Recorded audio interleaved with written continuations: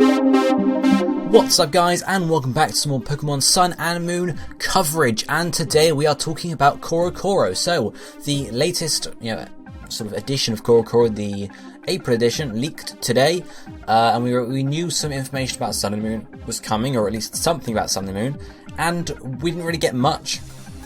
What we did get was a picture, or a scan, and the scan shows the two box arts, not actually box arts though, it shows two boxes for Pokemon Sun and Moon.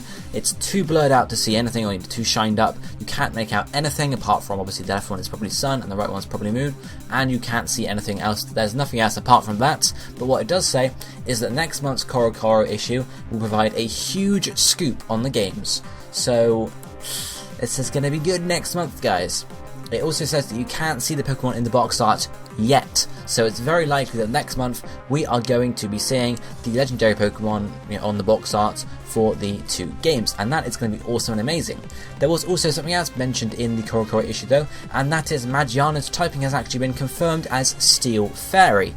So yeah, there's not really much apart from say apart from that. Magearna is a Steel Fairy type, so that's going to be interesting. I don't think we have seen Steel Fairy before actually. We have seen Klefki. So it is a type we've seen before, but it does actually relate to Diancie a fair bit, since Diancie is Rock Fairy type, and we know they have fairly similar designs. So there may be some sort of backstory. Obviously Magearna we know as the human-made Pokemon, man-made Pokemon, something along those lines. So it may have taken inspiration from Diancie by the humans who created it. But that is that. We have a Steel Fairy Magearna. What I'm going to talk about for the rest of this video, however, is what we might expect for next month's issue of CoroCoro. So they have described it as a huge scoop, and generally when CoroCoro says there's a huge scoop, there will be a huge scoop, and I'm going to be referencing past sort of events for CoroCoro that can back this up. So I'm going to be looking at Diamond and Pearl, Black and White, and also X and Y, and saying what CoroCoro released in each of their respective issues at about the same time of year. Obviously next month's issue is going to be May, so we're focusing on that sort of time. So first, going back all the way to 2006. 2006, on May 11th, 2006, the CoroCoro issue for June, it was actually for June, it just, came out a bit early, or leaked a bit early, actually revealed a load of details about X and Y. Now, I think a few days prior to this, the box art had been revealed online somewhere, so we already knew what the legendaries looked like. But we also have these new pictures on the scan. We were shown what the male trainer looked like, what the female trainer looked like, and also that Munchlax was a pre-evolution of Snorlax, and that Weavile was an evolution of Sneasel. So it showed a few teasers there, nothing too game-changing there, but it also, just gave us some ideas about the game. We also have obviously some screenshots in the background which gave you an idea of what they look like. So this wasn't necessarily a huge scoop, and of course Diamond and Pearl's sort of release was a bit different to the current games. In the end, obviously Diamond and Pearl didn't come out in Europe until like June 2007, so almost a year later after this. So the release pattern wasn't exactly the same. But as we go further on into Black and White now, back in 2010 on May 12th, CoroCoro scan again revealed some more information about Generation 5. What did it reveal? Well, there was this scan here which showed you, we had previously a few days before, I think, the silhouettes for these starters, but I'm not sure if they were revealed until this point. But you can see the three starters there, obviously Snivy, Tepig and Oshawott. You also see pictures of the male and female trainer and what they look like, very similar to what we have for Diamond and Pearl, and also again some screenshots of the region. No gameplay screenshots, as you can see, apart from the one in battle with Snivy and Tepig, but still sort of gives you a general idea of the game, I guess. Trainers, a couple Pokemon, and stuff like that. Then we move on to X and Y. Now obviously in X and Y we had the starters revealed in the very first trailer, which I think was in January, January of 2013, so it was really quite early on, and there was a huge sort of gap and we didn't have any information for a while until this big CoroCoro scoop came out. We also had seen Xerneas and Yveltal before, but we hadn't had much information about them. So this big scoop here for CoroCoro gives you details on the starters, on Xerneas, on Yveltal, and also on these 4 new Pokemon, I believe they were new at the time, which obviously we have Fletchling, Helioptile, Pancham and Go-Goat, so completely new Pokemon, along with new moves, Parting Remark and Parabola Charge, obviously slightly different names for the Japanese move names and such, and also you have the box art there. The box art was revealed prior to it anyway. As well as this, you also had again images of the trainers, male and female trainer, and then stuff about customization, and then also a bit about riding Pokemon in general sort of the region again. So what might we expect for this big scoop next month with CoroCoro with Sun and Moon? Well, prediction time, guys. Prediction time.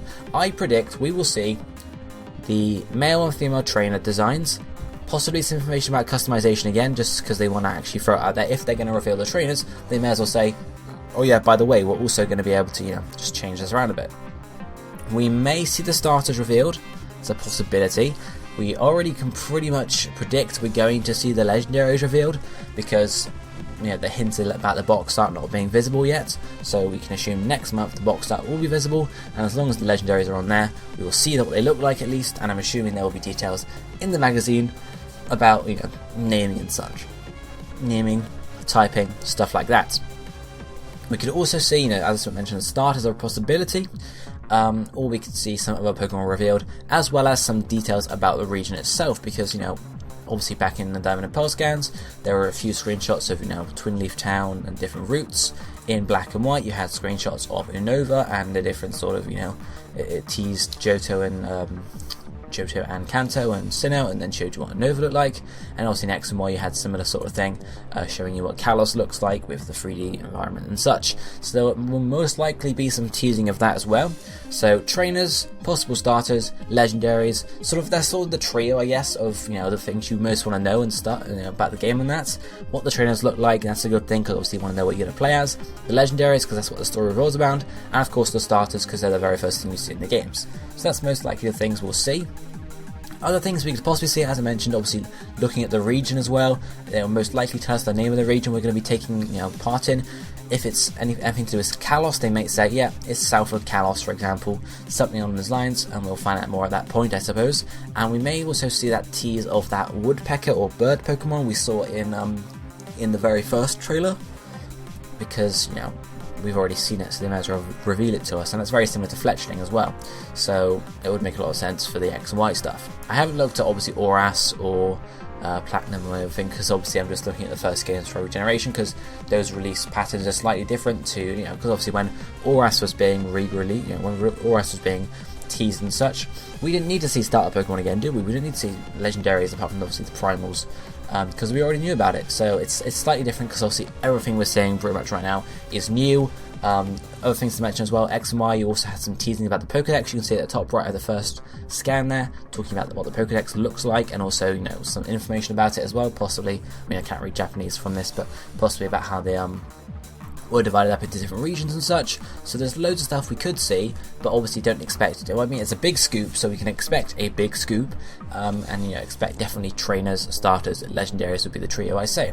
However, it's also possible that before CoroCoro leaks or is released, whatever, we may also see some footage online. There may be a short trailer or maybe a teaser, something on those lines, just to show you the gameplay of in the game, because obviously, yes, we had, for X and Y it's slightly different, because we had the X and Y trailer very early on in the year.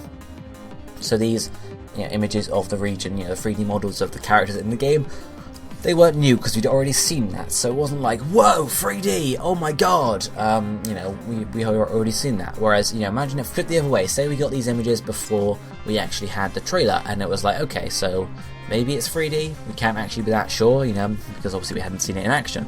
But flip it the other way around, see it in action before, and then you see the stills.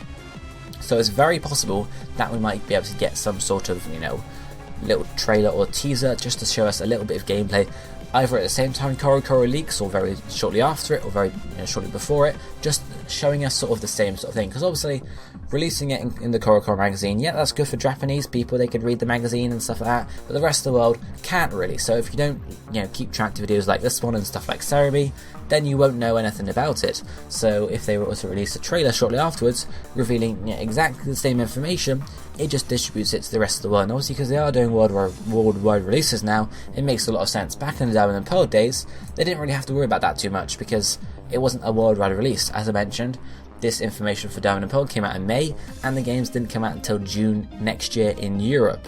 So, I mean, obviously US would have been shortly before that, but you guys get the idea. It would have been almost a year until they actually have to, think about promoting it in the US and to English-speaking countries. Whereas now they sort of need to do it all at once. So it's very likely we'll see a trailer around the same time as this big scoop, either leaking or revealing or whatever. So either before or after, or about the same time. That would be my prediction, at least.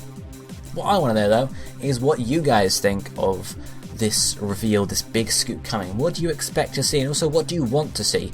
Do you want to see the starter Pokemon and the legendaries and the box art and the characters, or do you want to see some more information about the region itself? Is it near Kalos? Is it on its own?